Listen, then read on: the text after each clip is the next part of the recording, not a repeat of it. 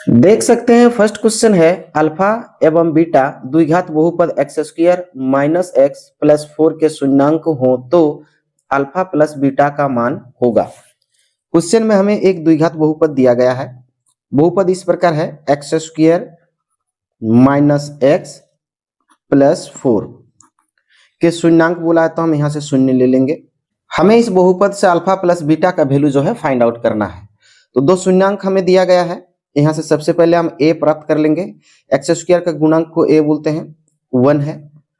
फिर x के गुणांक 1 यानी -1, तो इससे हम b ले लेंगे, b इक्वल्स टू -1 और c हो जाएगी हमारी ये 4। शून्यांक हम ले लेंगे, हमारे पास दो शून्यांक दिया है, एक है अल्फा और दूसरा है बीटा। अब हमसे पूछा है कि अल्फा प्लस बीटा का वैल्यू क्या होगा, तो यहां से हम लिख सकते हैं alpha plus beta. Alpha plus beta equals to होता है -b/a, ये इसका फॉर्मूला है। माइनस का माइनस लेंगे, b के लिए हमारे पास है -1, तो यहां से हम -1 ले लेंगे और डिवाइडेड बाई a का वैल्यू है 1। तो यहां से हम कह सकते हैं माइनस माइनस प्लस यानी +1 और नीचे होगी 1, 1/1 यानी हम कह सकते हैं ये होगा 1। देख सकते हैं कौन सी ऑप्शन में दिया है, तो ऑप्शन सी में दिया गया है। तो ऑप्शन सी जो है इस क्वेश्चन के लिए राइट आंसर होगा।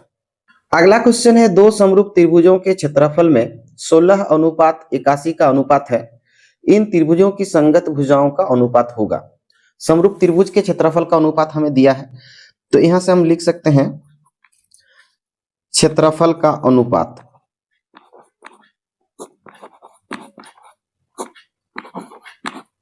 क्षेत्रफल का अनुपात हमें दिया है, क्योंकि दोनों त्रिभुज समरूप हैं और उसका क्षेत्रफल का अनुपात हमें दिया है 16:81। तो यहां से चूंकि दोनों त्रिभुज समरूप है तो हमें एक फॉर्मूला मालूम है कि समरूप त्रिभुज के क्षेत्रफल का अनुपात। तो यहां से हम लोग लिख सकते हैं क्षेत्रफल का अनुपात यानी क्षेत्रफल बट्टे में क्षेत्रफल होता है उसकी एक एक भुजा के वर्ग के अनुपात के बराबर होता है। पहला त्रिभुज का एक भुजा, दूसरे त्रिभुज का भी एक भुजा ले लेंगे, कोई भी एक एक भुजा, और उसके वर्ग का अनुपात के बराबर होता है समरूप त्रिभुज के क्षेत्रफल का अनुपात। यहाँ से क्षेत्रफल का अनुपात हमें मालूम है 16:81 है, तो यहाँ से हम 16 ले लेंगे। अनुपात का मतलब होता है बट्टा, यहाँ से हम बट्टे में 81 ले लेंगे, इक्वल्स टू यहाँ हमें दिया है भुजा का स्क्वायर, फिर हम लिखेंगे भुजा का स्क्वायर। आगे लिख सकते हम, यहां से स्क्वायर हटाएंगे तो इधर रूट हो जाएगी, √16 बट्टा में √81 बराबर हो जाएगी। स्क्वायर हटा लिए, इधर से स्क्वायर हटाए तो इधर रूट हो गई, तो इधर होंगे भुजा बट्टे में भुजा। स्क्वायर हटाए तो इधर रूट, इसका स्क्वायर हटाए तो इधर रूट। 16 का √4 होता है, 81 का √9 होता है, यानी जो भुजा का अनुपात होगा वो 4:9 हो जाएगी। यहां से हम कह सकते हैं कि भुजा का जो अनुपात होगा वो 4:9 हो जाएगी। देख सकते हैं कौन से ऑप्शन में दिया है, तो ऑप्शन बी में दिया है, तो ऑप्शन बी जो है इस क्वेश्चन के लिए राइट आंसर हो जाएगी। अगला क्वेश्चन है द्विघात समीकरण x² - 0.04 इक्वल्स टू 0 के मूल हैं। क्वेश्चन में हमें दे रखा है x² - 0.04 इक्वल्स टू 0 और हमें इसका मूल पूछा गया है। तो यहां से हम लिख सकते हैं x² -0.04 को हम राइट साइड ले जाएंगे, ये माइनस का है, राइट साइड में ये प्लस का हो जाएंगे ऐसे। फिर नेक्स्ट लाइन में हम लेफ्ट से स्क्वायर को यहाँ से हटाएंगे, जैसे ही लेफ्ट से स्क्वायर हटा लेंगे हम राइट साइड में ये रूट में आ जाएंगे। जैसे ही स्क्वायर हटा के रूट चढ़ेंगे यहाँ से प्लस और माइनस एक साथ आ जाएंगे। यहाँ से हम लिख लेंगे 0.04 और इस पॉइंट को अगर मैं हटा दूं यहाँ से तो पॉइंट के बदले 1, पॉइंट के बाद 2 अंक है तो हम 2 0 बैठा लेंगे ऐसे। फिर हम कह सकते हैं यहाँ से कि जो x का वैल्यू होगा वो प्लस माइनस, यहां से हम फिर लिख सकते हैं ऐसे √4 डिवाइडेड बाई 100 और x equals two plus minus 4 का रूट 2 होता है और 100 का रूट 10 होता है। तो आगे हम कह सकते हैं यहां से ऐसे x बराबर प्लस माइनस 10 से 2 को भाग देंगे, यानी 1 0 है तो 1 के बाद पॉइंट आएगी। यहां से हम खुद पॉइंट को निर्दिष्ट करने के लिए 0 देंगे, यानी x का जो वैल्यू होगा वो प्लस माइनस 0.2 होगा। और देख सकते हैं वो ऑप्शन ए में दिया है, तो ऑप्शन ए जो है इस क्वेश्चन के लिए राइट आंसर हो जाएगी। अगला क्वेश्चन है 96 तथा 404 का महत्तम समावर्तक 4 दिया है, तो 96 तथा 404 का लघुत्तम समावर्तक क्या होगा। क्वेश्चन में हमें दे रखा है, दो संख्याएं हमें दिया है। हम यहां से लिख सकते हैं कि संख्याएं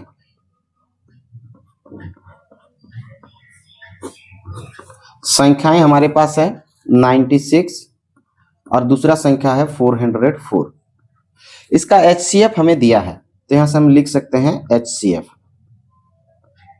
HCF है हमारे पास 4। तो हमें इसका लोसो यानी एलसीएम पूछा है, हमें इसका एलसीएम मालूम करना है, वो क्वेश्चन मार्क है। तो यहां से हम लिख सकते हैं कि हमारे पास दो संख्या है, उनमें से HCF 4 दिया है, तो एलसीएम क्या होगा। तो फॉर्मूला हमें मालूम है कि दो संख्याओं का गुणनफल,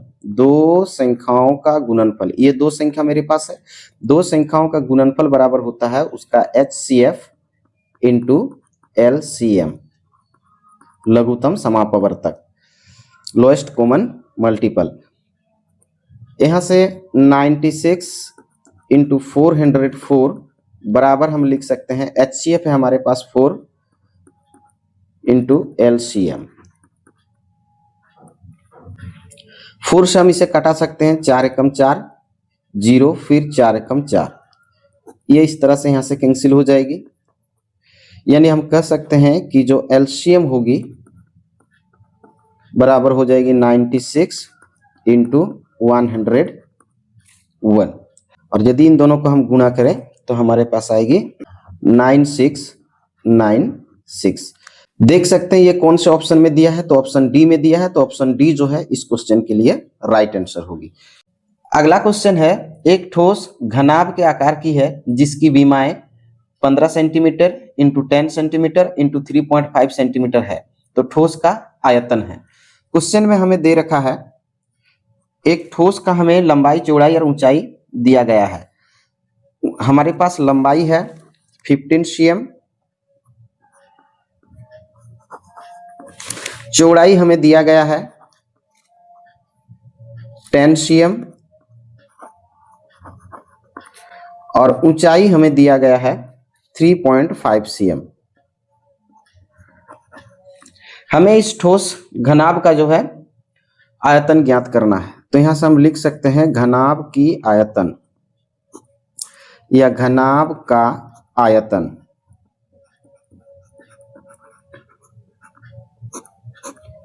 फॉर्मूला होती है लंबाई गुना चौड़ाई गुना ऊंचाई। लंबाई 15 cm इंटू चौड़ाई 10 cm इंटू ऊंचाई 3.5 cm। यहां से सबको हम गुणा कर लेंगे, यहां से गुणा कर लेंगे तो हमारे पास आएगी 525 सेंटीमीटर, एक बार, दो बार, तीन बार है तो सेंटीमीटर क्यूब हो जाएगी। ऐसे भी आयतन क्यूब में होती है। तो देख सकते हैं ये कौन सी ऑप्शन में दिया गया है, तो ऑप्शन सी में दिया गया है, तो ऑप्शन सी जो है इस क्वेश्चन के लिए राइट आंसर हो जाएगी। अगला क्वेश्चन है, प्रथम 15 विषम संख्याओं का योग क्या होगा।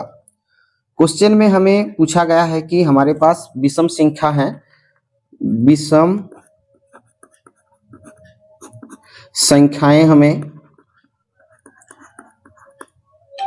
दिया गया है, विषम संख्याएं 15 दिया गया है, और ये 15 विषम संख्याओं को अगर हम जोड़ेंगे तो कितनी होगी। जैसे विषम संख्या पहला 1, फिर 3, फिर 5, फिर 7 और इस तरह से डॉट डॉट करके हम आगे विषम संख्या लिख सकते हैं। जैसे ये 1 2 3 4 बार, ऐसे में 15 बार तक जाऊं और जोड़ूं तो उसका योगफल क्या होगा। तो विषम संख्याओं को जोड़ने का एक आसान ट्रिक है एन स्क्वायर, यानी जितने संख्या पूछेंगे उसका स्क्वायर कर देना है। हमसे कितना पूछा गया 15, तो 15 का हम केवल स्क्वायर कर देंगे, बस स्क्वायर कर देंगे तो ये आ जाएगी 15 गुणा 15,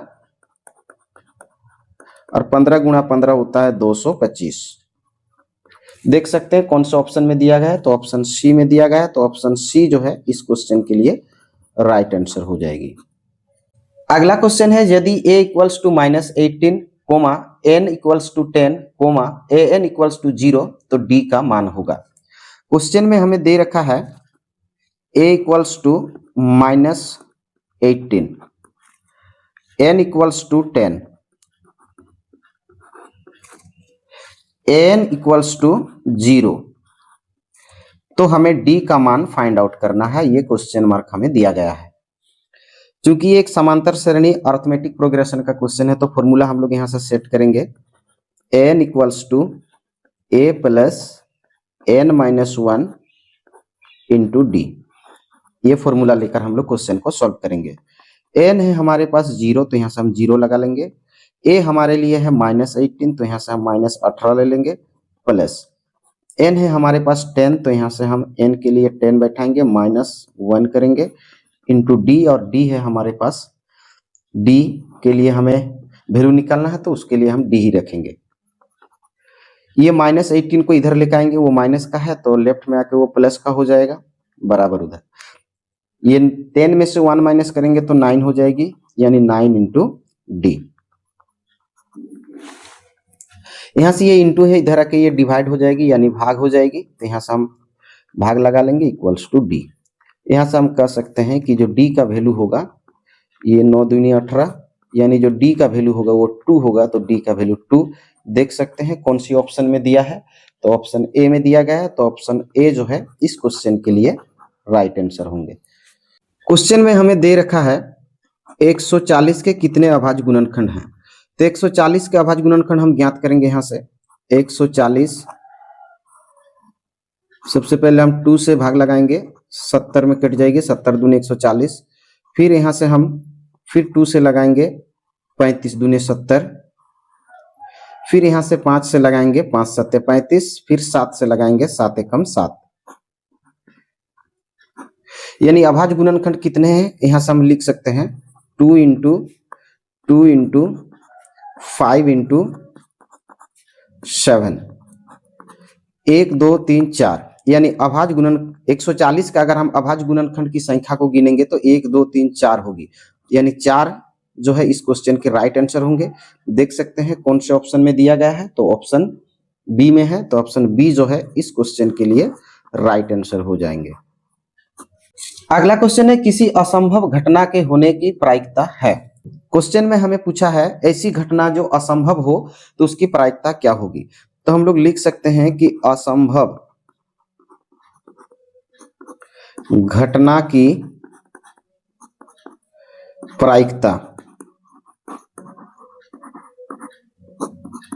बराबर 0। जब कोई घटना हुआ ही नहीं है तो वो असंभव घटना है। जब कोई घटना असंभव होती है तो उसकी प्रायिकता हमेशा 0 होती है। और देख सकते हैं ये कौन से ऑप्शन में दिया है, तो ऑप्शन डी में दिया है, तो ऑप्शन डी जो है इस क्वेश्चन के लिए राइट आंसर हो जाएगी।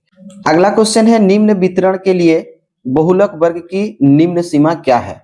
क्वेश्चन में देख सकते हैं हमें एक टेबल दिया गया है और इस टेबल से हमें बहुलक वर्ग की निम्न सीमा को मालूम करना है। तो क्वेश्चन में हमें दे रखा है बहुलक में हम जो बड़ा होता है उसको ढूंढते हैं, तो सबसे बड़ा देख सकते हैं इसमें बारंबारता में सबसे बड़ी है 30, तो 30 जो है हमारा बारंबारता हो गया, यानी f का जो मान होगा वो हमारे पास 30 है। तो उसमें वर्ग अंतराल क्या होगा, तो देख सकते हैं हम लोग 30 के स्थान पर वर्ग अंतराल हमें दिया है 30 से 40, ये वर्ग अंतराल हमारे पास है 30 से 40। तो 30 से 40 में हमें पूछा है निम्न सीमा क्या होगी। क्वेश्चन में देख सकते हैं पूछा है निम्न सीमा क्या होगी, तो ये 30 को हम लोग बोलते हैं निम्न सीमा और 40 होगा हमारा उच्च सीमा। तो निम्न सीमा बोला गया तो निम्न सीमा हमारे लिए 30 होगी। और देख सकते हैं ये कौन सी ऑप्शन में दिया गया है, तो ऑप्शन बी में है, तो ऑप्शन बी जो है इस क्वेश्चन के लिए राइट आंसर हो जाएगी। अगर हमसे उच्च सीमा बोलता तो 40 हमारा आंसर हो जाता। अगला क्वेश्चन है समीकरण युग्म x = 7 और x इक्वल्स टू 11 का हल है। क्वेश्चन में हमें दे रखा है x के 2 मान दिए हैं। x बराबर एक बार हमसे दिया गया है 7, फिर x बराबर हमें दिया गया है 11 और हमसे क्वेश्चन में पूछा है, क्वेश्चन आप देख सकते हैं कि इसका जो हल होगा क्या एक हल होगा या 2 हल होगा या अनंत हल होंगे या कोई हल नहीं होंगे। तो समीकरण युग में जब x के ही 2 बार मान दिया हो, y का मान ना दिया हो, चाहे y का ही 2 बार मान दिया होता, x का मान नहीं दिया होता, तो इसका कोई हल नहीं होता। जैसे x के 2 मान दिए हैं, यहाँ y नहीं दिख रहा, तो इसका कोई हल नहीं होगा। ऐसा हो सकता था कि दोनों y का मान देता, x का नहीं देता, हमसे पूछता कितने हल होंगे, तो भी आंसर कोई हल नहीं होता। तो इसका आंसर होगा कोई हल नहीं, कोई हल नहीं। देख सकते हैं कौन से ऑप्शन में दिया गया है, तो ऑप्शन बी में दिया गया है। तो ऑप्शन बी जो है इस क्वेश्चन के लिए करेक्ट आंसर हो जाएगी। अगला क्वेश्चन है, यदि x इक्वल्स टू 2 तथा y इक्वल्स टू 3 समीकरण 2x plus Y equal to k का एक हल हो तो k का मान क्या होगा। क्वेश्चन में हमें दे रखा है x बराबर 2, x इक्वल्स टू 2 और y इक्वल्स टू 3, ये दे रखा है हमें। और एक समीकरण दिया है कि 2x plus Y equals to k, तो k का मान क्या होगा हमें फाइंड आउट करना है। यहां से हम लिख लेंगे 2 इंटू एक्स के लिए इस 2 को बैठाएंगे, प्लस y के लिए 3 लेंगे और इक्वल्स टू k को यहां से ले लेंगे। 2 दूनी 4, पहले गुणा का काम करेंगे, प्लस 3 इक्वल्स टू k। तो हम कह सकते हैं कि जो k का वैल्यू होगा 4 3 7 होगा। देख सकते हैं कौन सा ऑप्शन में दिया है, तो ऑप्शन डी में दिया है। ऑप्शन डी जो है इस क्वेश्चन के लिए राइट आंसर हो जाएगी। अगला क्वेश्चन है, किसी वृत्त की स्पर्श रेखा वह रेखा है जो वृत्त को केवल डैश बिंदु पर प्रतिच्छेद करती है।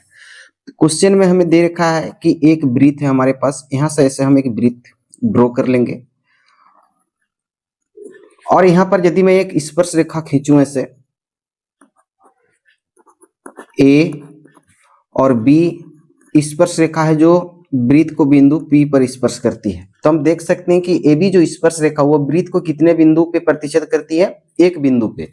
तो हमसे क्वेश्चन पूछा है कि वृत्त को केवल डैश बिंदु पर प्रतिच्छेद करती है, तो जो आंसर होगा वो 1 होगा। और वो देख सकते हैं ऑप्शन ए में दिया है, तो ऑप्शन ए जो है इस क्वेश्चन के लिए राइट आंसर होगी। वृत्त की स्पर्श रेखा वृत्त को मात्र एक बिंदु पर प्रतिच्छेद करता है। अगला क्वेश्चन है, 10 cm त्रिज्या के वृत्त की 2 समांतर स्पर्श रेखाओं के बीच की दूरी क्या है। क्वेश्चन हमें दे रखा है कि एक वृत्त है जिसकी त्रिज्या का मान r जो है, r यानी त्रिज्या 10 सेंटीमीटर दिया है। अब हमसे पूछा है कि एक वृत्त के 2 समांतर रेखाओं के बीच की दूरी क्या होगी। तो यहां से हम एक वृत्त ड्रॉ कर लेंगे ऐसे, ये एक वृत्त है और ये मान लीजिए कि ये वृत्त का एक स्पर्श रेखा, यहाँ पर एक इस तरह से स्पर्श बिंदु पर एक स्पर्श रेखा हम लोग इस तरह से खींच लेते हैं, इसका नाम A और B हम रख लेते हैं और बिंदु P पर स्पर्श कर रही है। उसी तरह इधर से भी एक स्पर्श रेखा हम नीचे ले लेंगे, इसका नाम हम रखते हैं C और D, और ये बिंदु Q पर वृत्त को स्पर्श कर रही है। तो AB और CD वृत्त की 2 समांतर स्पर्श रेखा है। हमसे पूछा है कि इनके बीच की दूरी कितनी होगी, यानी P से Q तक की दूरी हमें मालूम करना है। ये वृत्त का केंद्र है जिसे हम O से निर्दिष्ट करते हैं। मान के चलिए कि वृत्त के केंद्र से वृत्त की स्पर्श बिंदु तक अगर हम मिलाएं तो ये वृत्त की त्रिज्या होगी और त्रिज्या हमें दिया है 10 cm, तो यहां से हम लिख सकते हैं 10 cm। उसी तरह O से P तक अगर हम मिलाएंगे ऐसे, तो ये भी O वृत्त के केंद्र से वृत्त तक खींचा गया रेखाखंड को वृत्त की त्रिज्या कहते हैं और यहां से भी ये होगा 10 सेंटीमीटर। तो अगर मैं ये पूरी लंबाई देखूं P से Q तक, तो यहां से यहां तक 10 और यहां से यहां तक 10, यानी 10 और 10 कितने होंगे 20। तो PQ की जो लंबाई होगी P से Q तक वो 10 और 10 यानी 20 सेंटीमीटर होगी। हमसे वही पूछा था कि दोनों समांतर स्पर्श रेखाओं के बीच की दूरी कितनी होगी, वो होगी 20 सेंटीमीटर। और देख सकते हैं कौन से ऑप्शन में दिया है, ऑप्शन बी में है। तो ऑप्शन बी जो है इस क्वेश्चन के लिए राइट आंसर हो जाएगी। अगला क्वेश्चन है एक्स अक्ष से बिंदु P 8,12 की दूरी है। क्वेश्चन में हमें दे रखा है एक बिंदु दिया है P और उसका मान हमें दिया है 8,12 और हमसे पूछा है कि ये एक्स अक्ष से दूरी हमसे पूछा है, एक्स अक्ष से दूरी, एक्स अक्ष से दूरी हमसे पूछा गया है। तो इसमें हमेशा पहला वाला को हम लोग एक्स से दर्शाते हैं, दूसरा वाला को हम लोग वाई से दर्शाते हैं। तो एक्स अक्ष से जो दूरी होगी वो वाई की दूरी होगी, तो वाई का वैल्यू है कितना देख सकते हैं, वाई का वैल्यू 12 है, तो इसका जो आंसर होगा वो 12 होगा। देख सकते हैं कौन से ऑप्शन में दिया है, तो ऑप्शन बी में दिया है, ऑप्शन बी जो है इसका राइट आंसर होगा। यही क्वेश्चन अगर हमसे पूछता कि वाई अक्ष से दूरी, तो ये वाई का वैल्यू हमसे, वाई का मान हमें 12 दिया है, वाई अक्ष से दूरी बोलता तो हम एक्स का वैल्यू को आंसर लेते। एक्स अक्ष से दूरी बोलेगा तो हमारा वाई आंसर होगा, वाई अक्ष से दूरी बोलेगा तो एक्स वाला हमारा आंसर होगा। इसका ऑप्शन बी जो है करेक्ट आंसर है। अगला क्वेश्चन है AP 2,5,8,11 डॉट डॉट डॉट का 10वां पद का मान होगा। क्वेश्चन हमें दे रखा है, एक AP दिया है क्वेश्चन में, AP इस प्रकार है 2,5,8,11 और डॉट डॉट का कौन सा पद हमसे मांगा है, 10वां पद। इसका 10वां पद क्या होगा हमसे पूछा गया है, 10वां पद। तो यहां से हम ले सकते हैं कि ए प्रथम पद ए से दर्शाते हैं वो 2 है, डी निकाल लेंगे, डी A2 माइनस A1 यानी 5 माइनस 2, तो डी होगी 3। कितने पद दिया गया है, 10 पद, तो n का वैल्यू 10, तो इसका 10वां पद क्या होगा, यानी हमसे अल्टीमेटली वो an का वैल्यू पूछा है। तो यहां से हम an का वैल्यू पुट करेंगे, an इक्वल्स टू फॉर्मूला होती है a plus n minus 1 into D. an है हमारे पास, क्योंकि an हमें निकालना है तो an का वैल्यू हमें नहीं दिया गया, a का वैल्यू हमारे पास 2 है, तो यहां से हम 2 लगाएंगे, प्लस करेंगे, n का वैल्यू हमारे पास 10 है देख सकते हैं, तो यहां से हम 10 ले लेंगे, माइनस 1 और d हमें दिया है 3, तो यहां से हम लेंगे 3, ये 2 का 2 ले लेंगे, प्लस 10 में से 1 माइनस करेंगे 9 इंटू यहां से लेंगे 3, ये 2 प्लस 9 या 27 जोड़ लेंगे दोनों को, तो यहां से आएगी 29। जो तो 10वां पद होगा वो 29 होगा। और देख सकते हैं कौन सा ऑप्शन में दिया है, ऑप्शन डी में दिया है, तो ऑप्शन डी जो है इस क्वेश्चन के लिए राइट आंसर होगी। अगला क्वेश्चन है, यदि 6, 8, 9, x तथा 13 का माध्य 10 हो तो x का मान होगा। क्वेश्चन में हमें दे रखा है 6, 8, 9, x और 13 और इसका माध्य हमें दे रखा है 10, x का मान क्या होगा।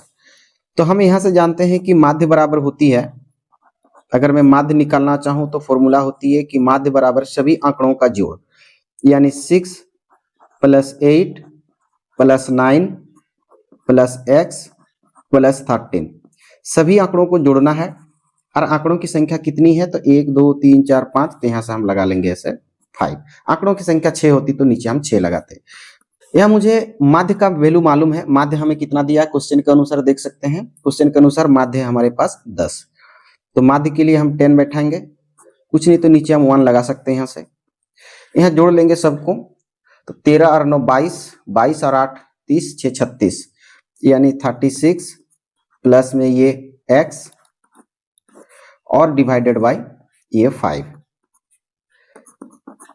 ऐसे इधर क्रॉस गुना करेंगे, 36 प्लस x को 1 से गुना करेंगे तो हो जाएगी 36 प्लस x, इधर से क्रॉस गुना करेंगे तो 10 5 50।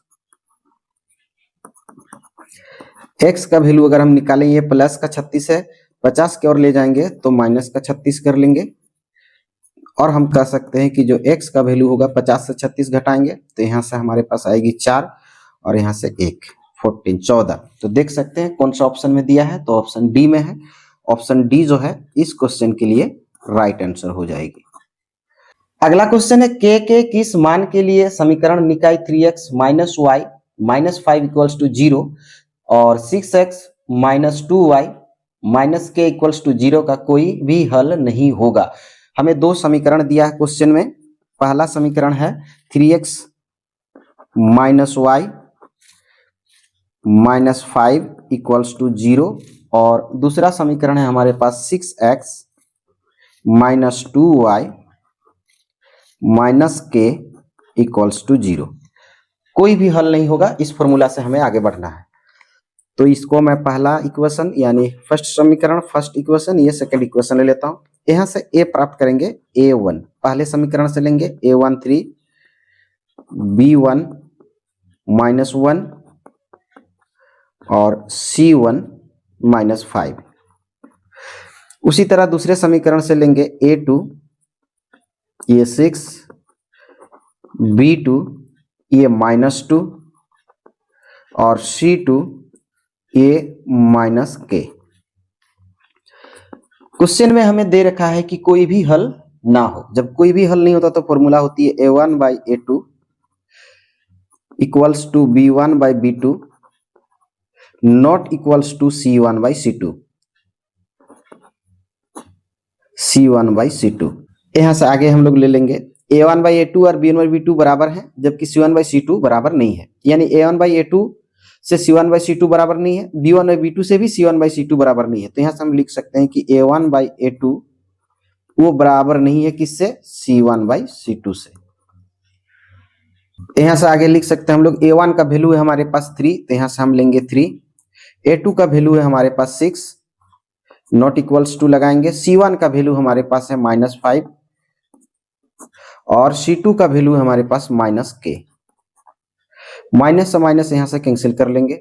यहां से आगे हम लोग लिख सकते हैं ऐसे, यहां से कैंसिल कर लेंगे 3 एकम 3, 3 दूनी 6 हम काट सकते हैं। यानी 1/2 लेफ्ट में आएगी 1/2 और राइट में होगा 5 बट्टा के, 5 बट्टे में के।